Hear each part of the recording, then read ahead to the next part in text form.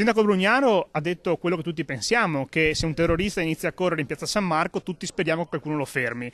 È evidentemente un sindaco che non usa un linguaggio del politicamente corretto, non usa un linguaggio felpato da nobile della politica. Lui è un sindaco del popolo e parla al suo popolo. Il Gasparemo, riferito ai terroristi che Luigi Brugnaro ha dichiarato durante il meeting di Rimini, dove hanno partecipato altri primi cittadini, continua a far discutere, mentre le opposizioni la definiscono un'uscita fuori luogo per un sindaco, nonché pericolosa e provocatoria. Prende le sue difese l'assessore Venturini, che sottolinea come Brugnaro sia in realtà un rappresentante del popolo, rassicurandolo con parole semplici e dirette, seppur per molti discutibili. Ha chiarito in maniera egregia che qualsiasi persona voglia farsi saltare per aria in piazza San Marco, la speranza ma anche la certezza è che il nostro apparato di sicurezza possa fermarlo.